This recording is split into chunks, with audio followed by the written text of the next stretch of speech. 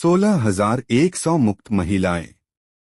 भगवान श्री कृष्ण की कथा में 16,100 महिलाओं की मुक्ति और उनका विवाह एक महत्वपूर्ण प्रसंग है जो उनके करुणामय और धर्मरक्षक स्वरूप को दर्शाता है।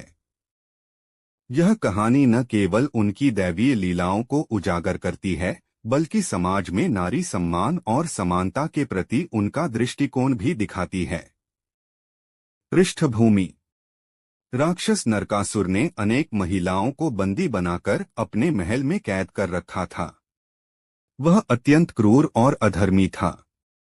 इन महिलाओं को उनकी इच्छा के विरुद्ध अपहरण करके लाया गया था।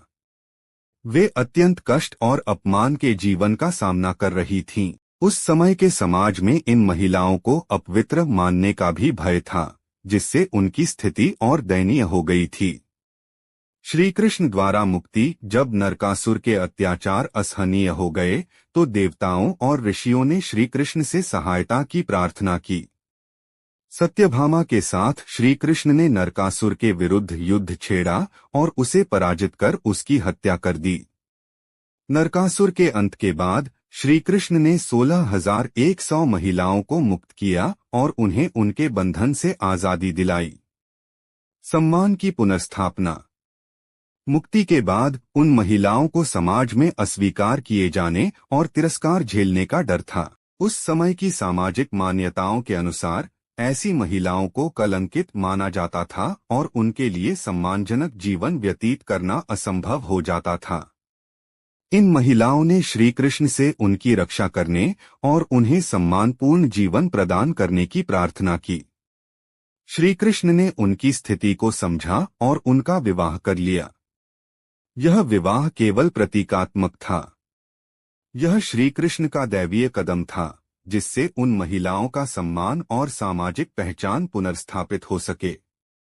विवाह का प्रतीकात्मक महत्व: करुणा और धर्म का पालन: श्री कृष्ण ने यह विवाह समाज में नारी सम्मान की रक्षा और अपने धर्म पालन के लिए किया। यह दिखाता है कि दैवीय प्रेम और सुरक्षा सभी के लिए उपलब्ध है। सामाजिक मान्यताओं को चुनौती: उन महिलाओं से विवाह करके श्री कृष्ण ने उस समय की सामाजिक कुरीतियों को चुनौती दी जो निर्दोष महिलाओं को कलंकित मानती थीं। आध्यात्मिक संदेश: कई विद्वानों के अनुसार ये 16,100 महिलाएं प्रतीकात्मक रूप से आत्माओं का प्रतिनिधित्व करती हैं जिन्हें श्री कृष्ण परमात्मा ने अधर्म नरकासुर से मुक्त करके अपनाया। गैरसामान्य दाम्पत्य संबंध: हालांकि श्री कृष्ण ने इन महिलाओं से विवाह किया, लेकिन यह दाम्पत्य संबंध की सामान्य परिभाषा के अंतर्गत नहीं आता। श्री कृष्ण का यह कदम केवल उनके सम्मान की पुनर्स्थापना और समाज में उनकी स्थिति को सुधारने के लिए था। कथा का संदेश: यह प्रसंग दिखाता है कि भगवान श्री कृष्ण का धर्म और न्याय के प्रति कितना गहरा समर्पण था। यह कहानी इस बात की प्रेरणा देती है कि समाज के हाशिए पर खड़े लोगों की प्रतिष्ठा को पुनर्स्थापित करना ही सच्चा धर्म है। श्री कृष्ण ने यह सिद्ध किया कि कोई भी व्यक्ति अपवित्र या अयोग्य नहीं होता और जो भी उनकी शरण में आता है उसे वह अपना लेते हैं।